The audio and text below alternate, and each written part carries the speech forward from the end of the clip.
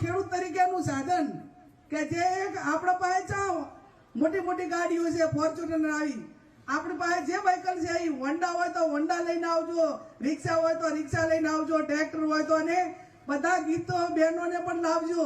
ઢોલ નગારા હાથે ફોર્મ ભરવાનું છે, ઢીલું પૂછું નથી ભરવાનું. કોઈ પણ દીકરી હોય, અને આમ તો છોકરા બધા મીડિયામાં એમાં લખે છે બનાસની બેન જ્ઞાની બેન. મેં સૂત્ર વાંચ્યું 2-3 વખત કીધું, કોઈ કે લખનારે ખૂબ બુદ્ધિપૂર્વક લખ્યું છે. અને બનાસની બેન જ્ઞાની બેન કે ત્યારે આપણે 18 આલમની 36 કોમની તમામ સમાજના લોકોની એક આપણી સંસ્કૃતિ રહી છે. અને સંસ્કૃતિ એ રહી છે કે કોઈ પણ આપણી બેન હોય, આપણી દીકરી હોય, ત્યાં એને એ સારો રૂડો પ્રસંગ આવ્યો હોય ત્યારે આપણે એને ત્યાં મામેરું લઈને જતા હોય છે. એટલે પહેલી વખત એનું સંતાન પહેલું સંતાન પડે એ ટાઈમે કડા ધડા મામેરું હોય, અને બીજી વખત બધા જે મળે એ કપડા લઈ જવાનું હોય.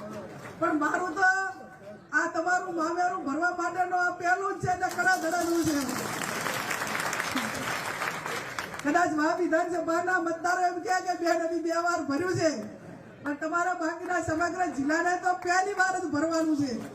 અને પહેલી વાર મામેરું ભરવાનું છે ત્યારે હું મામેરા પાસે હકદાર પણ છું બાપુ. કેમ કે હું બનાસકાંઠા છું, મારો મત વિસ્તાર એ પાટણનો નથી. સામેના ઉમેદવારી આપણા મહેમાન છે, એમનો મત વિસ્તાર, એમનું વતન તો વડગામ છે, અને વડગામ આપણા બનાસકાંઠા ને પાટણ જિલ્લાની અંદર આવે છે. એટલે મામેરાની સાચી હકદાર બનાસકાંઠા જિલ્લા પાસે 18 આલમ પાસે હું પોતે છું. અને મામેરું એટલે કોઈ રૂપિયા નથી જોતા, હીરા નથી જોતા, મોતી નથી જોતા, પૈસા નથી જોતા. મામેરામાં તમારી પાસે વધારે 2 દિવસ માંગુ છું. અને 2 દિવસ એ કે 1 દિવસ ફોર્મ ભરવા આવો તે દિવસે કડા ધડે આવો, અને 1 દિવસ જ્યારે મતદાન કરવાનું હોય અને મતદાન આપણું 80 થી 90% થાય, આ 2 દિવસ તમે મારા રૂડા પ્રસંગ સાચવજો. અને જ્યારે પાલનપુરની અંદર મતગણતરી થાય, મતગણતરીની વખતે જ્યારે મજબૂતાઈથી પરિણામ આવે ને દિલ્હીના દરબારમાં ખબર પડે કે બનાસકાંઠાની જનતાએ, બનાસકાંઠા જિલ્લાના લોકોએ એક ગરીબ સમાજની દીકરી, જે ઠાકોર સમાજની દીકરીનું મામેરું ભર્યું, અને મામેરું છે અહીંથી કરીને દિલ્હી સુધી એની હાકર થાય, ઇતિહાસમાં એનું નામ લખાય કે કોક બેન દીકરી જ્યારે મામેરું માગે ને ત્યારે આ તો આપણે તો એક કોક બેન દીકરી ગમે એ કાંઈક માગે તો રામાપીરની જગ્યામાં છે કે અનેક શહીદ થઈ ગયા છે, અનેક વારે ચડ્યા છે. આ તો એવડું મોટું નથી કરવાનું. રામાપીરનો હેલો તો મને પાછો બહુ આવડે, અને રામાપીરના હેલાના ભાગરૂપે આપણે કહીએ તો આજ કમર કસી અને આટલું જ તમારે કરવાનું છે, અને આટલું કરવાનું છે. ત્યારે ભાઈ ઠાકરસિંહભાઈએ કહ્યું એ પ્રમાણે કે કોઈ પણ ચાલુ સત્તામાં બેઠેલા લોકો કોઈ પણ સમાજના આગેવાનને, યુવાનોને કોઈ પણ રીતે દબાવવા માટેનો પ્રયત્ન ના કરે. અને કોઈ દાદા થઈને ફરતા હોય તો દાદા 2 જ હોય, એક હનુમાન દાદા અને બીજા ગણપતિ બાપા. ગણપતિ દાદા બીજા કોઈ દાદા નથી.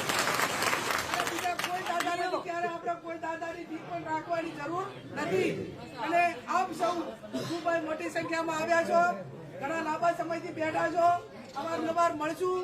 પણ આ શરૂઆત તમારાથી કરી છે, અને શરૂઆત પણ ખૂબ મને આનંદ થયો છે. ખૂબ સારી શરૂઆત કરી છે. તમે 3 વાગ્યાથી ભૂખ્યા બેઠા છો, છતાં અમારા ઉપર લાગણી, પ્રેમ ને સ્નેહ હોય. તો ગાડીઓ બસો બધું ઠાલું થતું હોય છે. પ્રેમ ના હોય ને ત્યાં કાંઈ બીજું હોતું નથી. અને તમે જે મારા ઉપર પ્રેમ, લાગણી, મારા ઉપર જે ભરોસો મૂક્યો છે, ત્યારે ભરોસાની જવાબદારી પણ આવનાર સમયની અંદર અમારી થશે. અને જવાબદારીના ભાગરૂપે તમે બધા મારા સ્વભાવને ઓળખો છો. મારો જે એક લડાઈ સ્વભાવ કે હર હંમેશા હું અન્યાય સામે લડવા માટેના પ્રયત્નો કર્યા છે, અને એમાં ક્યારેય પણ વિચાર નથી કર્યો. બિઝનેસ વેવાણી માટે લડવું પડ્યું હોય, દલિત સમાજ માટે, રબારી સમાજ માટે, ઠાકરસિંહ માટે લડવું પડ્યું હોય, કે બ્રાહ્મણ સમાજ માટે, અમીરામભાઈ માટે લડવું પડ્યું હોય, કે કોઈ પણ બેન દીકરી માટે જયારે અન્યાય થયો હોય ને તો એના પોલીસ સ્ટેશનના PSI ના કોલર પકડવાનો વારો આવ્યો હોય, ત્યારે એ બાબતમાં પીછેહટ નથી કરી. એ બાબતની તમને બધાને ખાતરી છે, વિશેષ ના કહેતા. હવે આપ સૌ પહેલી આવીશું, પૂછવું છે, મામેરું ભરવાનું છે અને જવાબદારી તમારા બધાની છે.